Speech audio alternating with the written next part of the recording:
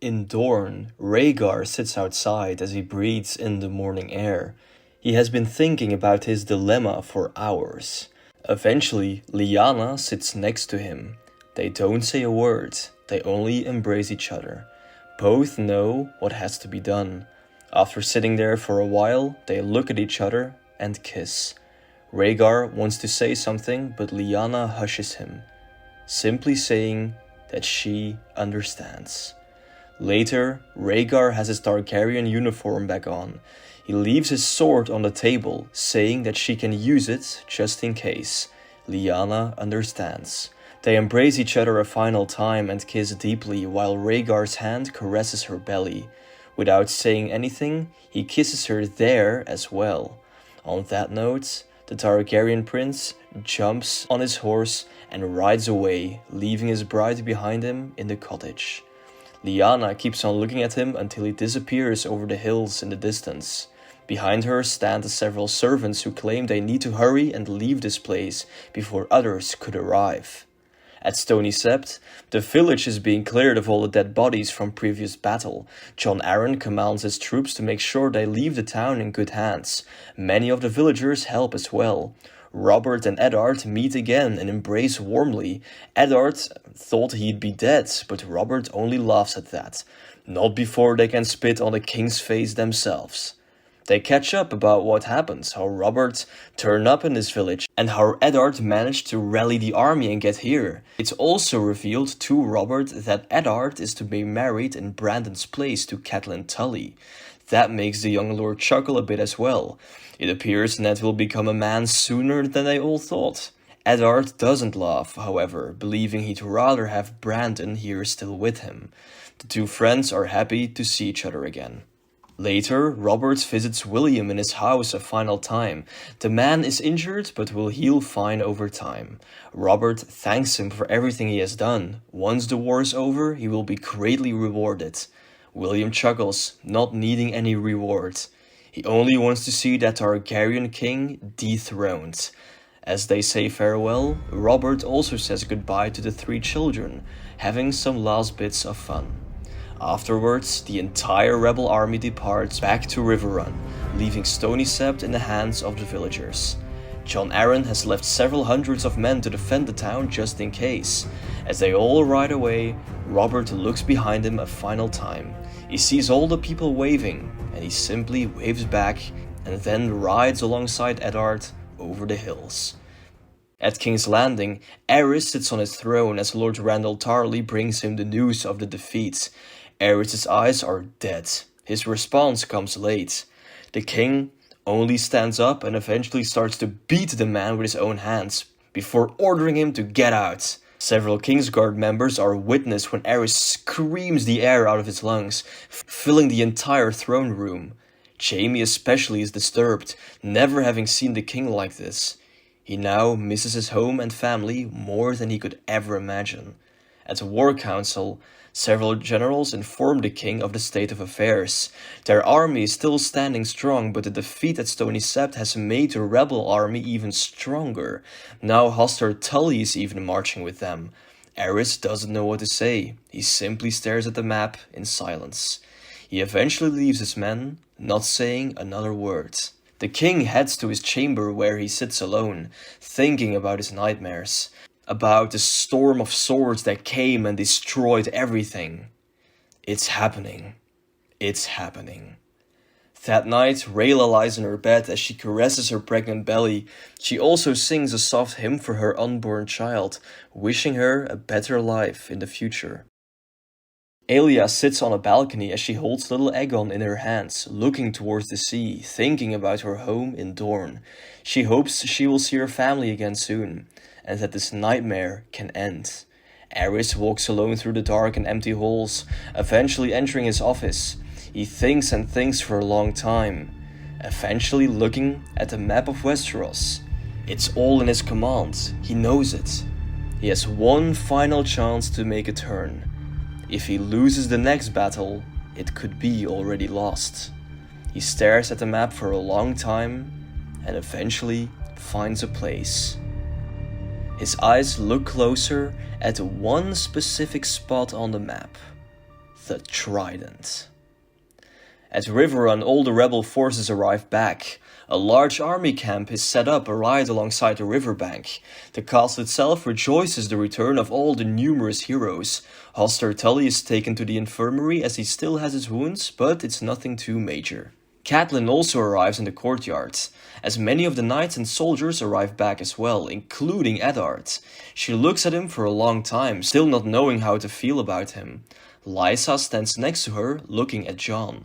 The moment he spots her, Lysa smiles and waves enthusiastically. Trumpets are heard as Robert Baratheon also arrives. People are still cheering his name. Eddard smiles as he sees his friend being greeted like a true hero. But then he also spots Catelyn, and his smile fades away. She walks back into the castle. Robert eventually asks Eddard if he's really ready for this, but Ned truly has no idea.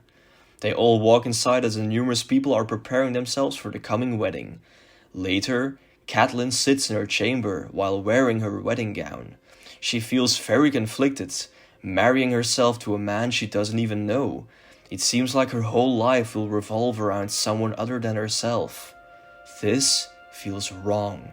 When her father enters, she acts like a decent lady should. Hoster is very happy to see the wedding finally happen, even though under the current circumstances. Whatever Catelyn feels, she acts like she doesn't. They have a sweet father-daughter moment, until Hoster mentions the bedding ceremony. Then Catelyn's stomach completely turns. Eddard also sits in a chamber of his own, wearing a fine vest himself. He is also very conflicted, yet marrying the Tully girl is the most respectable thing to do. It's also what he tells Robert and Howland as they stand in the room with him. Howland claims they will make a fine evening out of it, while Robert is a bit more reserved. Eventually, Howland leaves. Eddard notices how Robert is acting a bit more distant than usual. Eventually, the young lord claims he can't stop thinking about Lyanna. This could have well been his own wedding night. Ned understands but talks some courage into him. The future isn't certain at all. Robert slowly shakes his head. Some things are dead certain. That being that he will kill whoever took Lyanna away from him. Later that evening, the entire Sept is filled with all the noble lords and ladies from the Riverlands. Both Eddard Stark and Jon Arryn stand there at the other end with the Septon. Everyone looks as both Catelyn and Lysa Tully come walking through with Lord Hoster by their sides. Everyone behaves properly and enthusiastic. Lysa has a huge smile on her face, as does Jon. Eddard and Catelyn remain stern and unsure. The four of them are united, say the words, and are officially married in front of everyone to see.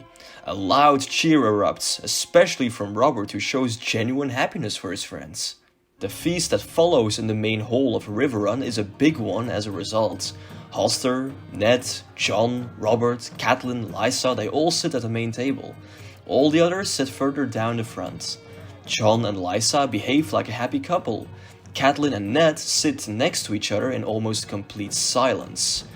Robert tries his best to keep the atmosphere positive by performing some drinking acts. After some time, Catelyn heads out into a hall for some fresh air. She's joined by her brother Edmure, who notices her sadness. It's now that she completely pours her heart out, stating all her uncertainties. How can she ever love a man who she doesn't know?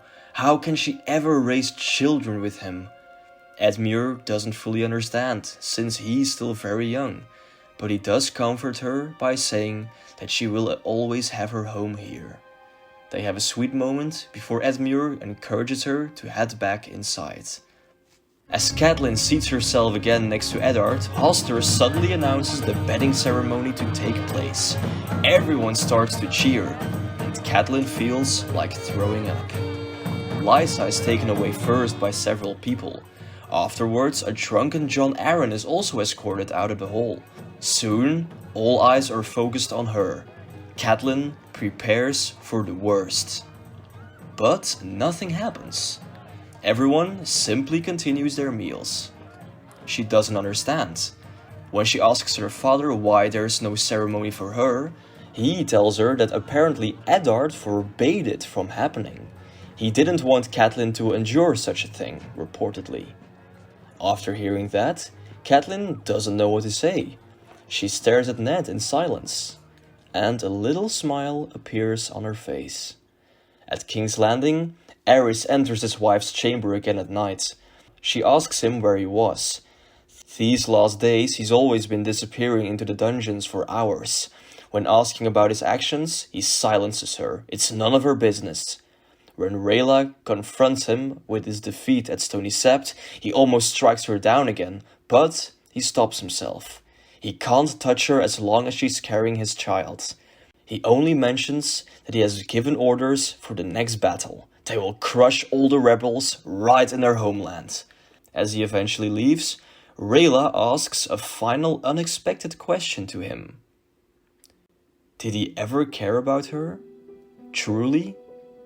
Aerys stops and thinks for a moment. He eventually tells her that he loved her for doing her duty.